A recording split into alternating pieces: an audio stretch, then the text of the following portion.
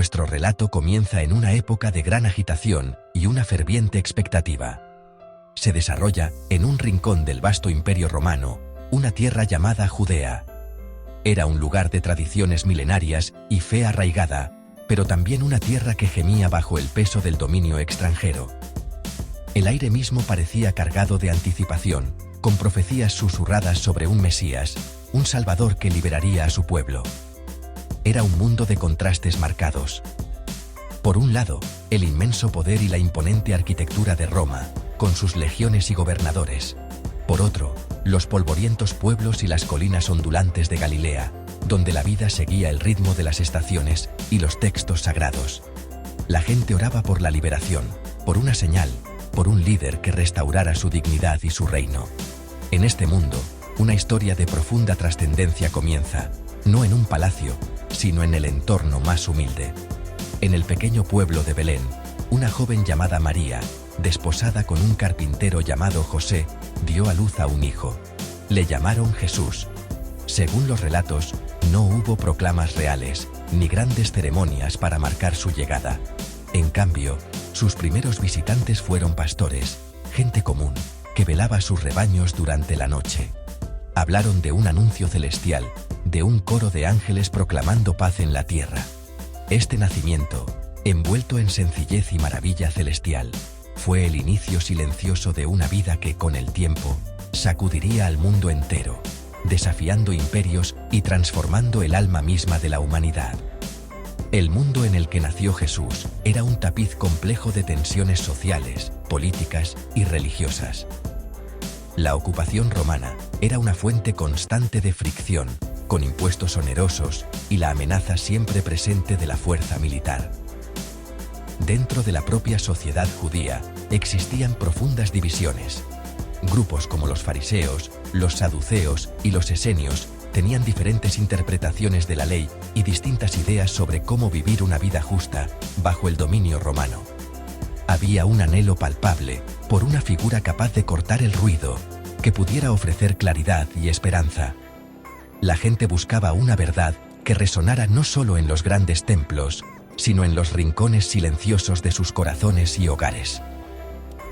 Este fue el telón de fondo sobre el que comenzó la vida de Jesús.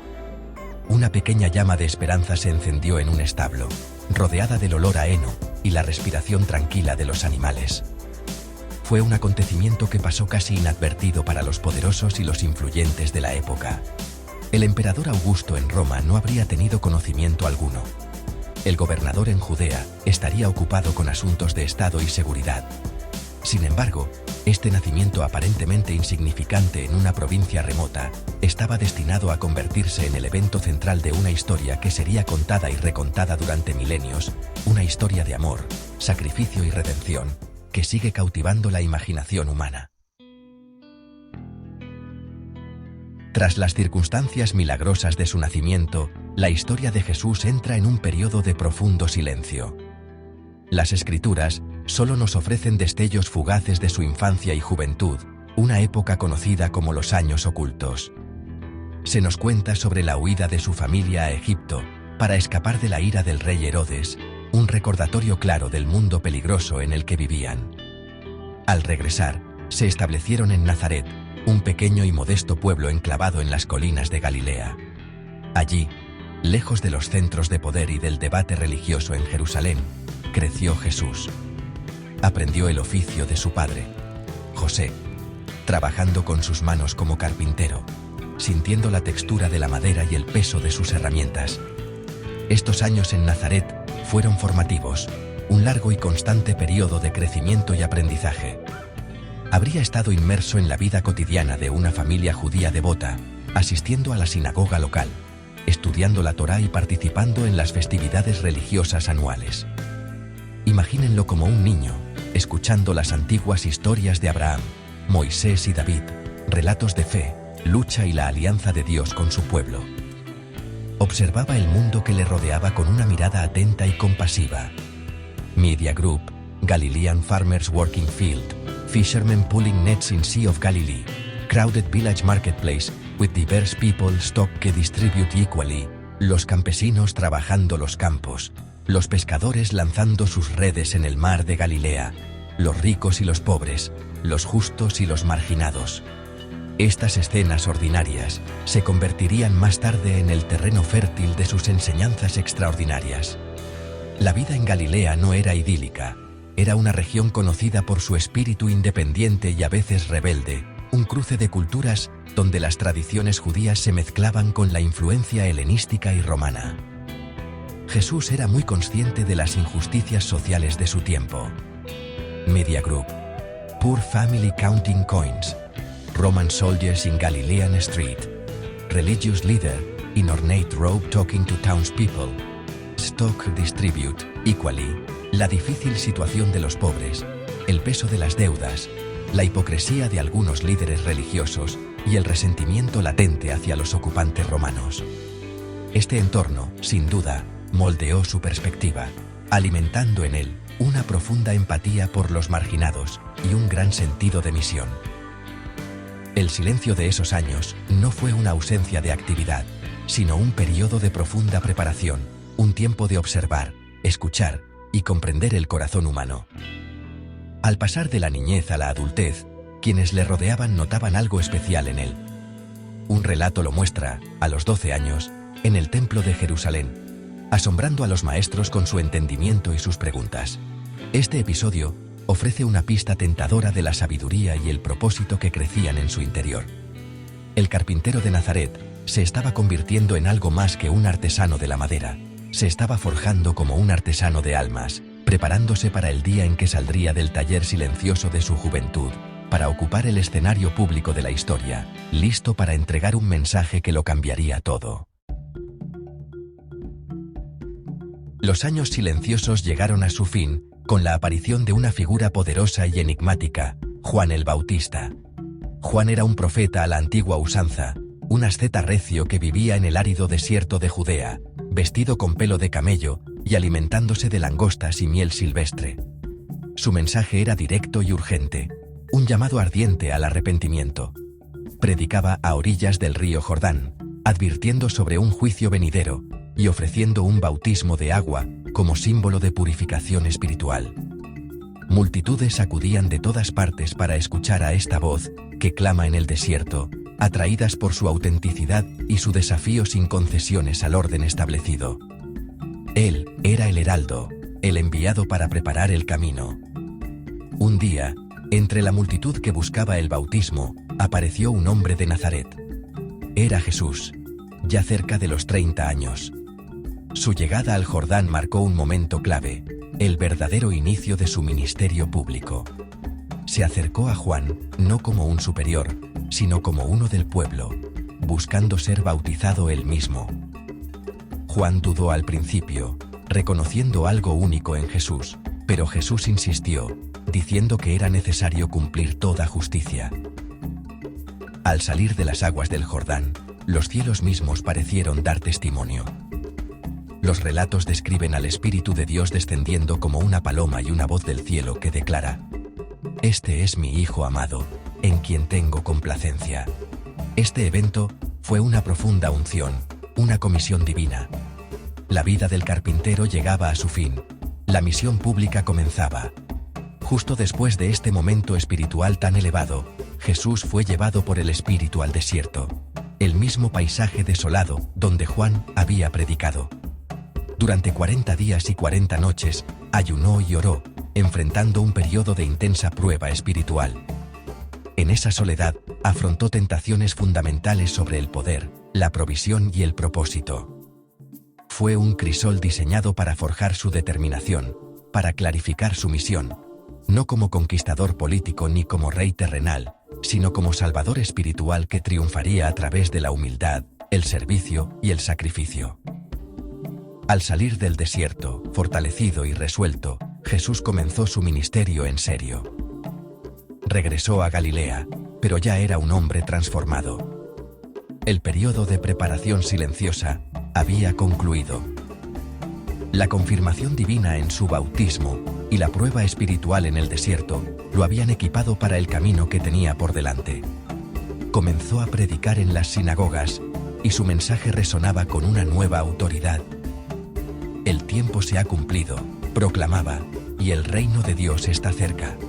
Arrepiéntanse y crean en el Evangelio. La voz que había crecido en el silencio de Nazaret estaba lista para hablar al mundo, y la gente empezó a escuchar.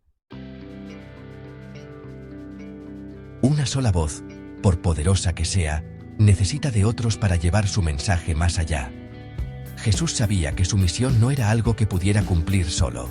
Así que comenzó a reunir un grupo de seguidores, compañeros que caminarían con él, aprenderían de él, y con el tiempo, se convertirían en el fundamento de una nueva comunidad.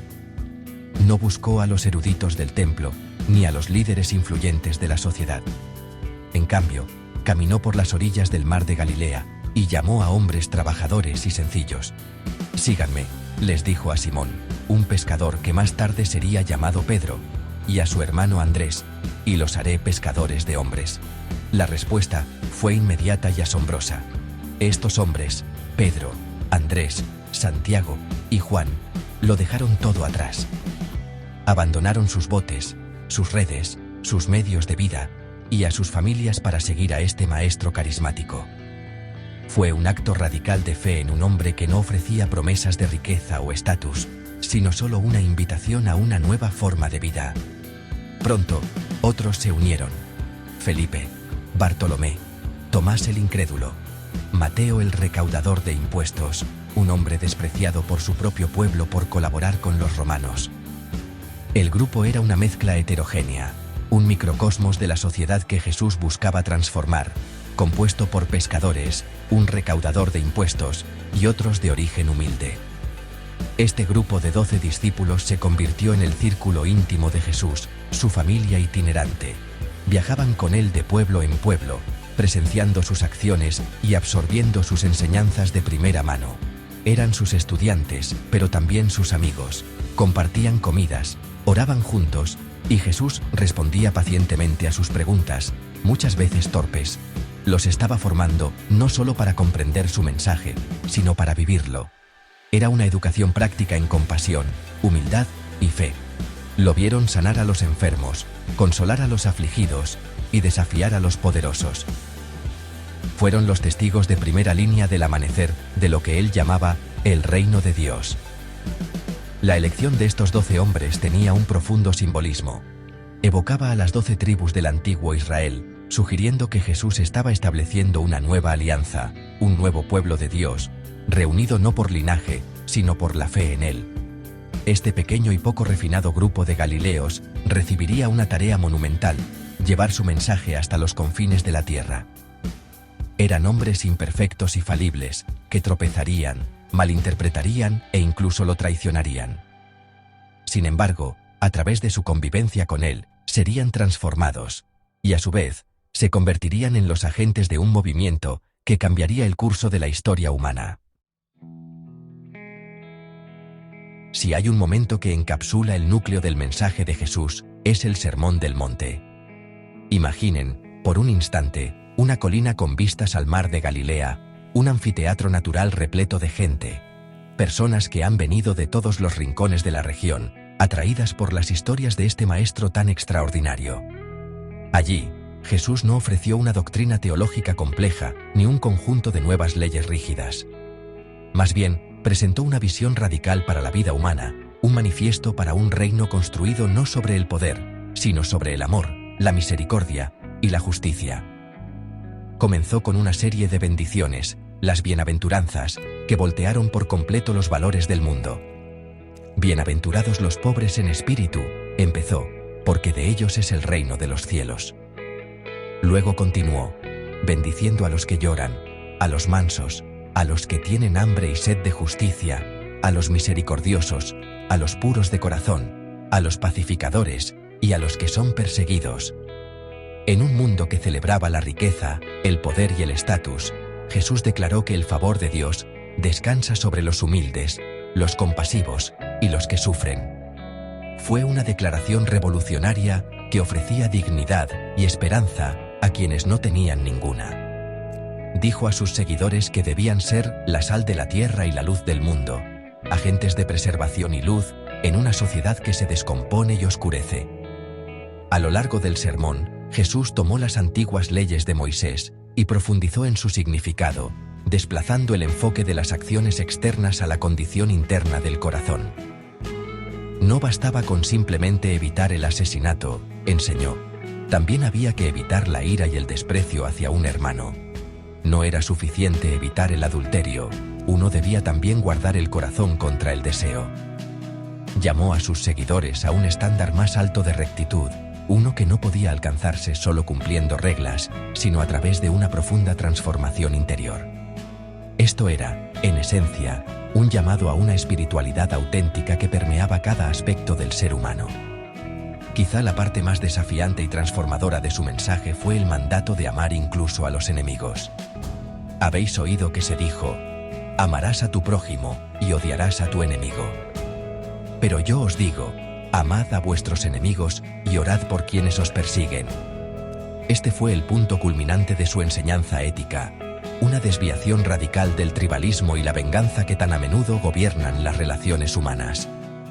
Enseñó a sus seguidores a poner la otra mejilla, a ir la milla extra, a dar sin esperar nada a cambio.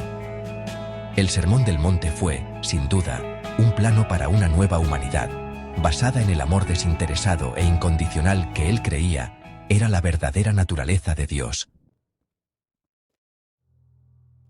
A medida que crecía la fama de Jesús, también crecía la oposición.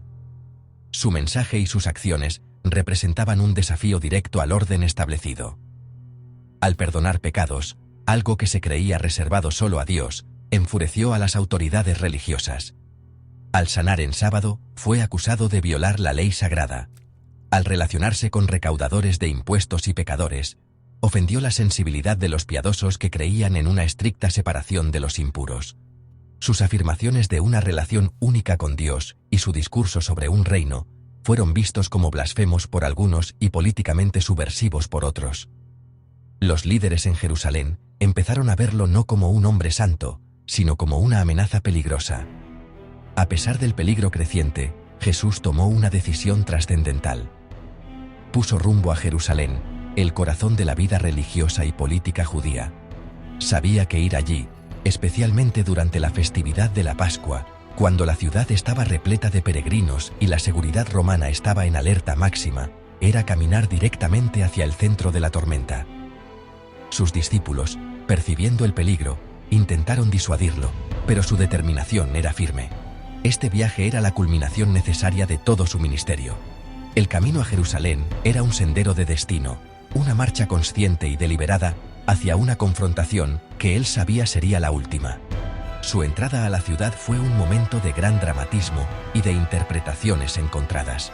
No entró en un caballo de guerra, como un rey conquistador, sino en un humilde burro, cumpliendo una antigua profecía de un gobernante pacífico y gentil. Las multitudes, llenas de peregrinos galileos que lo apoyaban, lo recibieron con júbilo. Extendieron ramas de palma y sus mantos en el camino, gritando: «Hosana, bendito el que viene en el nombre del Señor». Por un instante, parecía una llegada triunfal. Pero para los líderes religiosos y políticos, esta aclamación popular por un posible Mesías era la confirmación final de la amenaza que representaba para su autoridad y para la frágil paz con Roma. Una vez dentro de la ciudad, las acciones de Jesús solo intensificaron el conflicto. Fue al templo, el sitio más sagrado del judaísmo, y encontró sus atrios convertidos en un bullicioso mercado.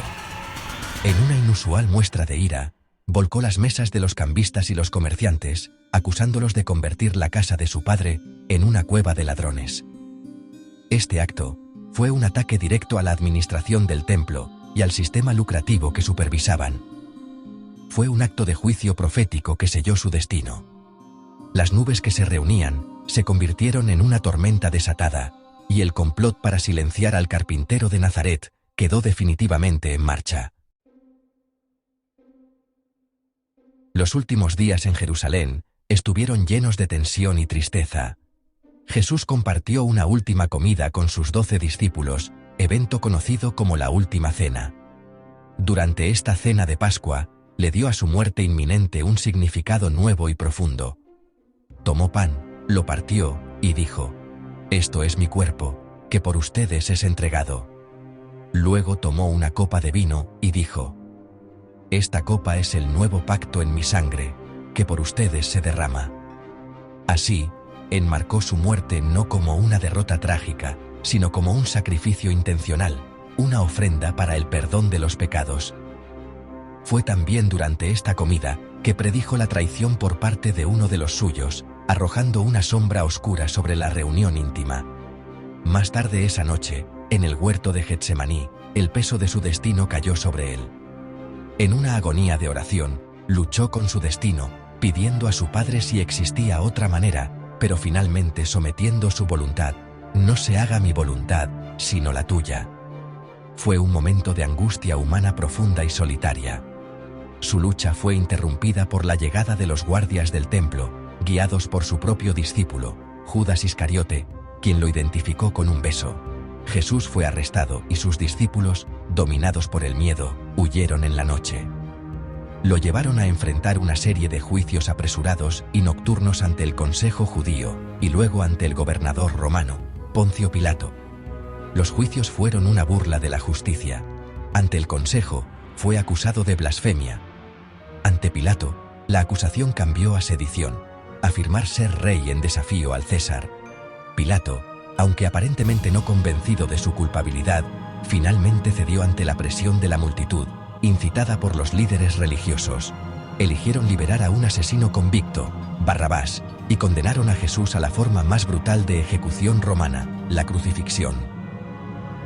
Fue azotado, coronado con espinas y obligado a cargar su propia cruz por las calles de Jerusalén, hasta un lugar llamado Gólgota, el lugar de la calavera. Fue un espectáculo público de humillación y dolor. Allí, clavado en una cruz de madera entre dos criminales, permaneció durante horas. Las crónicas dicen que la oscuridad cubrió la tierra. Pronunció palabras finales de perdón: «Padre, perdónalos, porque no saben lo que hacen», y de abandono, antes de exhalar su último aliento. A simple vista, todo había terminado. El movimiento que había iniciado parecía extinguido. Sus seguidores estaban escondidos, sus esperanzas destrozadas. El carpintero de Nazaret, el maestro del amor, había muerto. Pero la historia no terminó ahí. Su muerte, por dramática y trágica que fuera, era solo la oscuridad que precede a un amanecer que nadie podría haber imaginado.